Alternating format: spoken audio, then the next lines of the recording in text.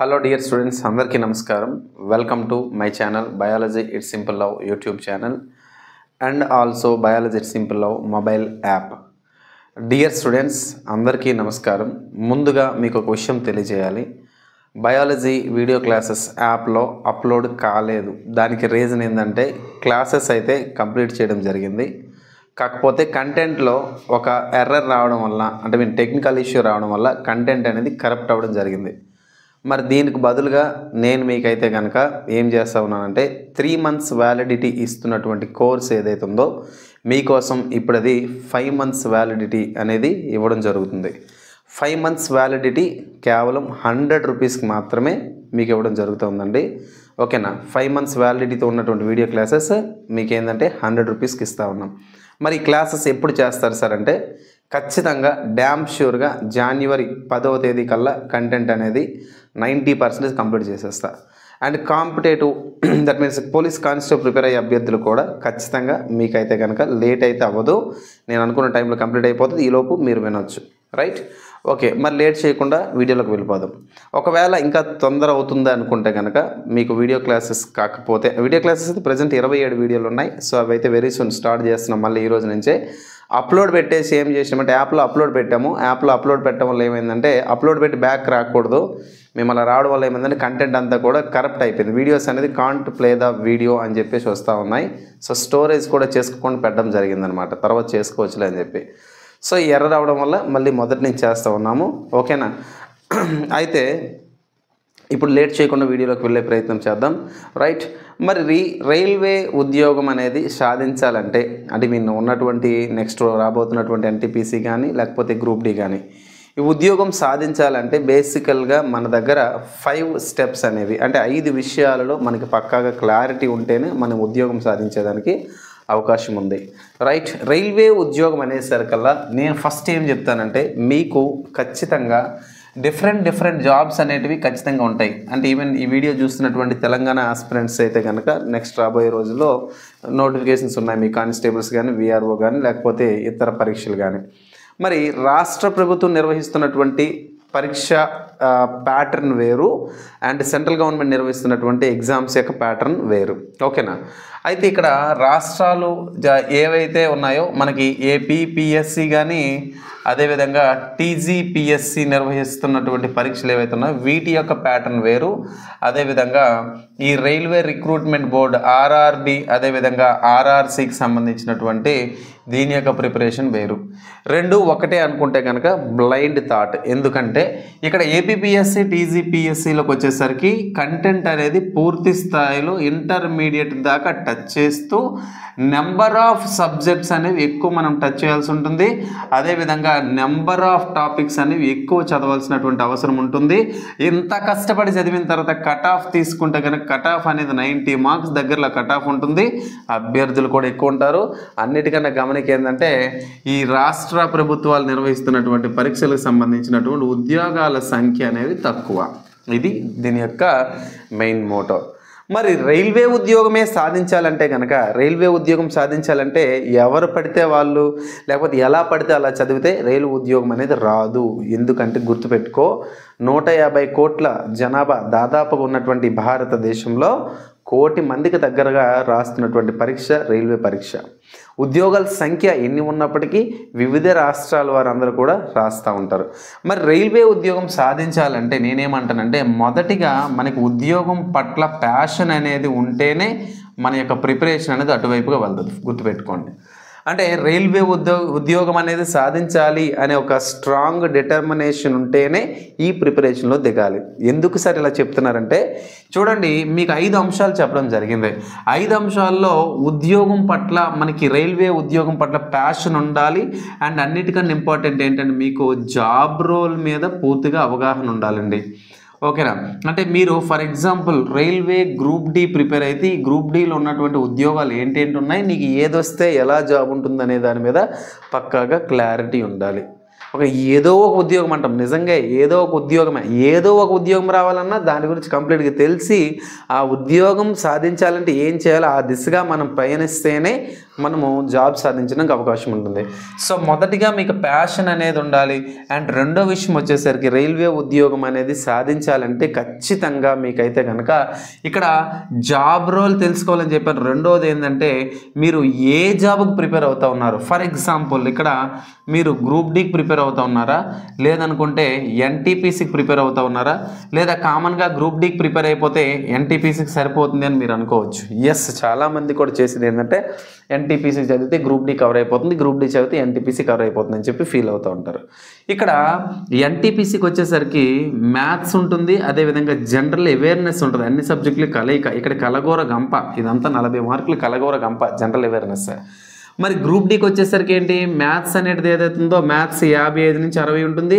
And 25 వచ్చేసరికి general science అనేది ఉంటుంది. మరి ఇక్కడ మీరు కంపేర్ చేసుకున్నప్పుడు ఇక్కడ జనరల్ అవేర్నెస్ అంతా చదవాల్సి ఉంటుంది, ఇక్కడ జనరల్ సైన్స్ అని పట్టుకోవాల్సి ఉంటుంది అనమాట. జనరల్గా మీరు కంపేర్ చేసుకుంటే. సరే, నేనేమంటున్నానంటే ఏ ఎగ్జామ్కి అయితే మీరు ప్రిపేర్ అవుతారో, either NTPC or group D ఏదైతే ప్రిపేర్ అవుతారో దానికి సంబంధించినటువంటి సిలబస్ అనేది మోర్ ఇంపార్టెంట్. సో ఇది ఫస్ట్ వన్ అండ్ ఇది సెకండ్ వన్. సో మీరైతే కనుక సిలబస్ పట్ల పూర్తి స్థాయిలో అవగాహన ఉండేటట్టు చూసుకోండి. సిలబస్ మీద పూర్తిగా అవగాహన ఉండాలి. అంటే వాస్తవానికి సిలబస్ అంటే ఇక్కడ ఎన్ని సబ్జెక్ట్స్ ఉన్నాయి, ఓకేనా, అదేవిధంగా ఎన్ని సబ్జెక్ట్స్ ఉన్నాయి, ఎన్ని సబ్జెక్ట్స్లో ఎన్ని టాపిక్స్ ఉన్నాయి, అదేవిధంగా ఏ టాపిక్స్ అనేవి చదవాలో మీకు పూర్తి స్థాయిలో అవగాహన ఉండాలి. అంటే మొదటిగా జాబ్ మీద ప్యాషన్ ఉండడంతో పాటుగా సిలబస్ మీద పూర్తి స్థాయిలో మీకు అవగాహన ఉండాలి. ఆ సిలబస్ మీద అవగాహన ఉంటేనే మీరు ప్రిపేర్ అయ్యే ఎగ్జామ్కి సంబంధించిన ప్యాటర్న్ మీద మీకు అనేది కాన్సన్ట్రేషన్ అనేది పెరిగే అవకాశం ఉంటుంది. మరి సిలబస్ మీద మీకు అవగాహన వచ్చేసింది. ఇప్పుడు సిలబస్ మీద అవగాహన వచ్చిన తర్వాత నెక్స్ట్ మోర్ ఇంపార్టెంట్, మీకు చాలా ఇంపార్టెంట్. చాలామంది చేసే తప్పు ఏంటంటే నేను పదే బల్లగుద్ది చెప్తా ఉన్నాను. ఏం చెప్తా ఉన్నానంటే అసలు వాస్తవానికి ఈ సిలబస్కి సంబంధించినటువంటి చాలామంది కోచింగ్ సెంటర్కి వెళ్తారు. ఓకే, కోచింగ్ సెంటర్కి వెళ్ళి పెద్ద ఇన్స్టిట్యూషన్స్ వాళ్ళు ఇంత గ్రంథాలు పుస్తకాలు ఇస్తారు, లేదా ఇంత క్లాస్ నోట్స్ ఇస్తారు. ఇప్పుడు మీరు ఎప్పుడైనా జనరల్గా కామన్ సెన్స్తో ఆలోచిస్తే కాంపిటేటివ్ కోచింగ్కి వెళ్ళేటప్పుడు మీరు ఆల్ కాంపిటేటివ్ అని మిమ్మల్ని కూర్చోబెట్టిస్తాడు. కానీ రైల్వే వాడికి ఇక్కడ, ఎస్ఎస్సి ఎంటీఎస్ వాడికి ఇక్కడ, బ్యాంక్ వాడికి ఇక్కడ, పోలీస్ కానిస్టేబుల్కి ఇక్కడ, ఇలా డిఫరెంట్ కూర్చోబెట్టి ఎప్పుడు కూడా చెప్పడం జరగదు. ఎందుకంటే అక్కడ రాష్ట్ర స్థాయిలో ఉన్నటువంటి సంస్థలతో కుదురుతుందేమో కానీ వాస్తవానికి చిన్న చితక ఇన్స్టిట్యూట్స్ ఒక 200-300 మంది పిల్లలు ఉన్నటువంటి ఇన్స్టిట్యూట్స్లో ఎక్కడ కూడా సపరేట్ చేసి చెప్పడం అనేది కుదరదు. ఎందుకంటే వారికి ఉన్నటువంటి ఆర్థిక స్తోమత కానివ్వండి, వారికి ఫ్యాకల్టీ అవైలబిలిటీ కానివ్వండి, అండ్ వాళ్ళకి బిజినెస్ సంబంధించి నష్టాల్లోకైనా వెళ్ళే అవకాశాలు ఉంటాయి. ఎందుకంటే మేము కూడా కాంపిటేటివ్ ఇన్స్టిట్యూషన్ పనిచేస్తున్నాం కాబట్టి దగ్గరగా చూసిన వాళ్ళం. కాబట్టి ఇక్కడ వేరు ఇన్స్టిట్యూషన్స్కి మీరు వెళ్ళి ఆల్ కాంపిటేటివ్ కోచింగ్ తీసుకుంటే అన్నిటి మీద అవగాహన వస్తుంది తప్ప అన్ని ఉద్యోగాలు వచ్చేయాలని చెప్పి ఆవిడ చెప్పలేడు కూడా. అర్థమైందా?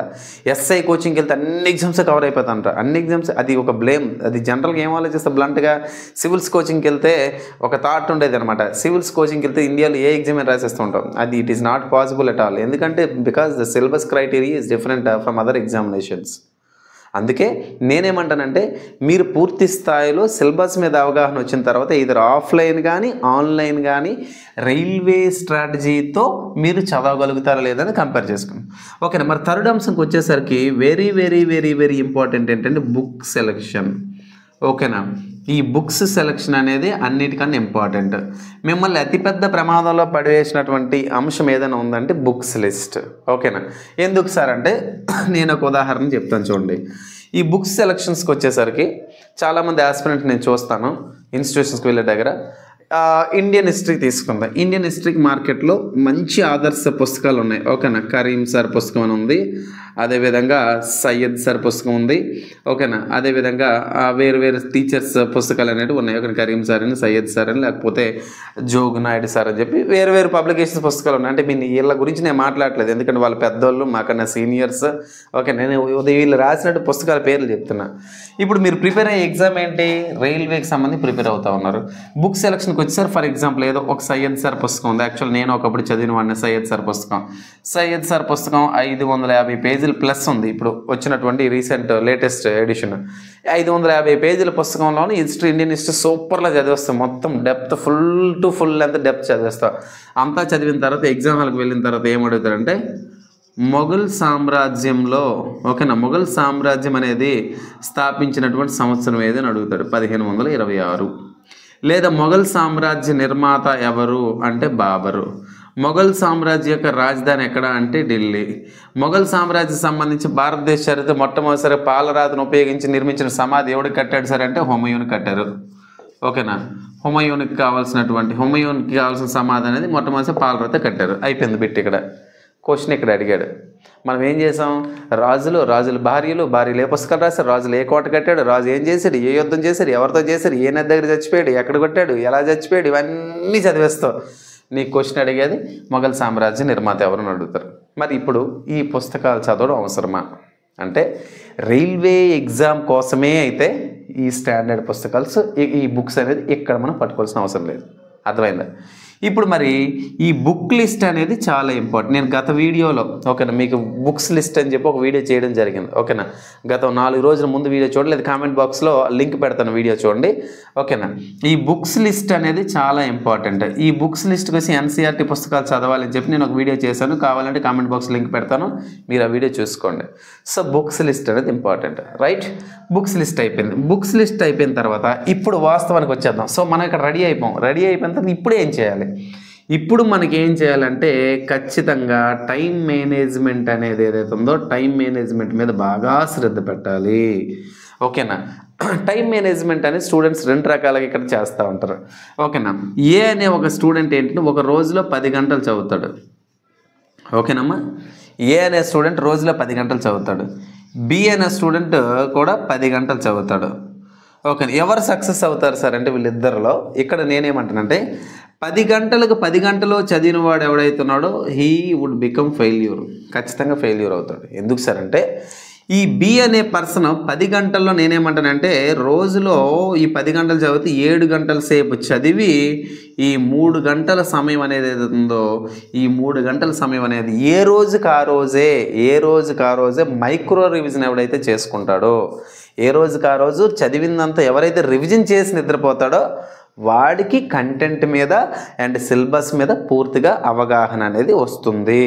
కాబట్టి నేనేమంటానంటే చదవడమే కాదు, టైం మేనేజ్మెంట్ అనేది చాలా ఇంపార్టెంట్. 7 గంటలు చదివి 3 గంటలు అనేది రివిజన్ చేసుకుంటేనే మీకు ఆ కంటెంట్ అనేది మీకు బాగా దాన్ని ఏమంటారంటే రిఫ్రెష్ అయ్యి కంటెంట్ అంతా కూడా మీకు నవరిష్ అవుతుందని చెప్పేసి నేను చెప్తున్నా. అంటే ప్రిపరేషన్లోని చదవడమే కాదు, ఖచ్చితంగా రివిజన్ అనేది మోర్ ఇంపార్టెంట్ అని చెప్పి మీకు గుర్తు చేస్తున్నాను. మరి మొత్తానికి రివిజన్ అయిపోతుంది. అండ్ అదేవిధంగా చాలా ఇంపార్టెంట్ ఏంటి అంటే మీరు వీక్ అంతా చదివినటువంటి ఏవైతే కంటెంట్ ఉందో, వారం అంతా చదివినటువంటి ఏవైతే కంటెంట్ ఉందో దాని మీద మీకు సెల్ఫ్ అసెస్మెంట్ అనేది చాలా అవసరం. సెల్ఫ్ అసెస్మెంట్ అంటే ఏంటంటే ఈ వారం అంతా చదివినటువంటి ఈ కంటెంట్ అంతా ఏదైతే ఉందో దీని మీద ఒక ఆన్లైన్ ఎగ్జామ్ కానీ లేదా ఒక ఆఫ్లైన్ టాపిక్ వైజ్ ఎగ్జామ్ కానీ రాయడం అనేది చాలా ఇంపార్టెంట్. వీకెండ్ వచ్చేసరికి ఒక ఎగ్జామ్ రాసుకున్నట్టయితే ఈ ఎగ్జామ్ రాసిన తర్వాత ఇందులో మిస్టేక్స్ ఏవైతే ఉన్నాయో ఆ మిస్టేక్స్ మీద పూర్తి స్థాయిలో మీరు సెల్ఫ్ అనాలిసిస్ అనేది చాలా ఇంపార్టెంట్.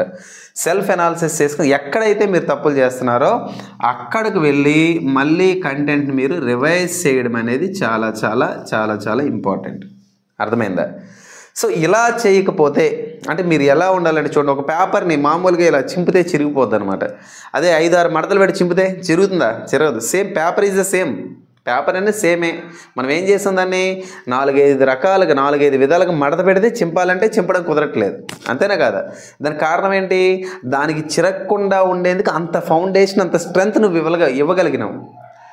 మామూలుగా ఉండి చింపేది నువ్వే, ఇలా ఫోల్డ్ చేసి చింపలేకుండా ఉండేది కూడా నువ్వే. అంటే 2 విధాలుగా కూడా నువ్వే తయారు చేసుకుంటున్నావు. ఇలా కాకుండా కంప్లీట్గా ఏవో పుస్తకాలు బ్లంట్గా వెళ్ళిపోయిన తర్వాత లాస్ట్ ఎగ్జామ్ 2 నెలలు వచ్చేసరికి ఏం చేస్తారంటే ఎవరో ఒక టీచర్నో ఫ్రెండ్నో సక్సెస్ అయినా అడుగుతారు. ఏమని అడుగుతారు?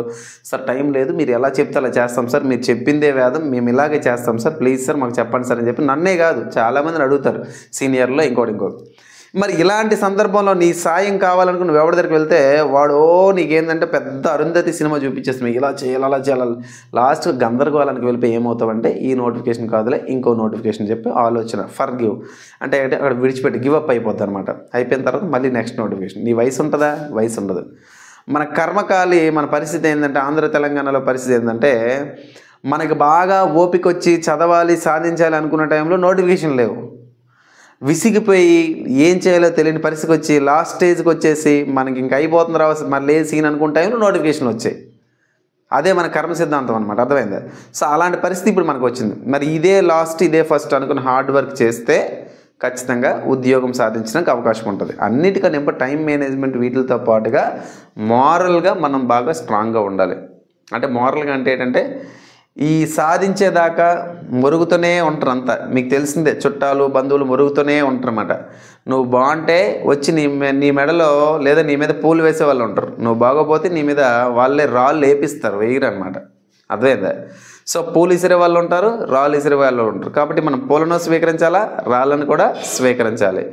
సో సక్సెస్ అయితే నిజంగా నిన్ను వేరే పీక్స్లో తీసుకెళ్ళి నువ్వు ఫెయిల్ అయితే నిన్ను చూసి నవ్వుతూ ఉంటారు అన్నమాట. దూరం నుంచి నవ్వుకుని వెళ్ళిపోతారు అన్నమాట. సమాజం తీరే అంత. అర్థమైందా? కాబట్టి దేనికి తావివ్వకుండా మీరైతే కనుక ఈ 5 అంశాలను జాగ్రత్తగా మీరు ఒకసారి నేను చెప్పిన వీడియో అనేది మీకు నచ్చకపోతే ఏమో నేనేం చేయలేనేమో కానీ కొంతమందికైనా ఇప్పుడు నేను చెప్పినటువంటి అంశం మీద అవగాహన ఉంటుంది అని అనుకుంటున్నా. మీకేమైనా డౌట్ ఉంటే సార్ బుక్స్ సెలక్షన్ మీద వీడియో చేయండి అంటే ఆల్రెడీ చేశాను 4 days క్రితం, లింక్ ఇస్తాను చూడండి. టైం మేనేజ్మెంట్ గురించి వీడియో చేయమంటే చేస్తా. లేదనుకుంటే ఈ సిలబస్ సబ్జెక్ట్ వైజ్ ఏ టాపిక్లు చదవాలో మీరు అడిగితే నేను చేసి పెడతా. సబ్జెక్ట్ వైజ్ హిస్టరీ ఏం చదవాలి, జాగ్రఫీ ఏం చదవాలి అడిగితే నేను చెప్తా. అంటే ఈవెన్ గ్రూప్ డిఏకనే కాదు ఎన్టీపీసీ కానీ దేనికైనా మీకు కావాలంటే కామెంట్ పెట్టండి. ఖచ్చితంగా నేనైతే మీకు అందుబాటులో ఉంటాను. ఓకేనా? నా బయాలజీ క్లాసులు కావాలంటే బయాలజీ ఇట్స్ సింపుల్ నౌ అనే యాప్ డౌన్లోడ్ చేసుకోండి. మన యూట్యూబ్ ఛానల్ పేరుతోనే పీడిఎఫ్స్ ఉన్నాయి, బయాలజీ వీడియో క్లాసులు ఉన్నాయి, కెమిస్ట్రీ పీడిఎఫ్ ఉంది, ఫిజిక్స్ పీడిఎఫ్ ఉంది, physics chemistry NCERT video classes బైలింగ్యూల్లో కూడా క్లాసెస్ అనేవి అవైలబుల్లో ఉన్నాయి. జీకే పీడిఎఫ్స్ ఉన్నాయి. ఒకవేళ కానిస్టేబుల్ ప్రిపేర్ అయితే కనుక 26 జిల్లాల సమాచారం వీడియో క్లాసులు ప్లస్ పీడిఎఫ్ కూడా మన దగ్గర ఉంది. ఓకేనమ్మా? Right, thank you. And app download చేయాలనుకుంటే కామెంట్ బాక్స్ లింక్ ఇస్తా, ఆ లింక్లో మీరు క్లిక్ చేసుకోండి. ఓకేనా? Right, thank you. Thanks for watching this video. Thank you very much. Have a nice day.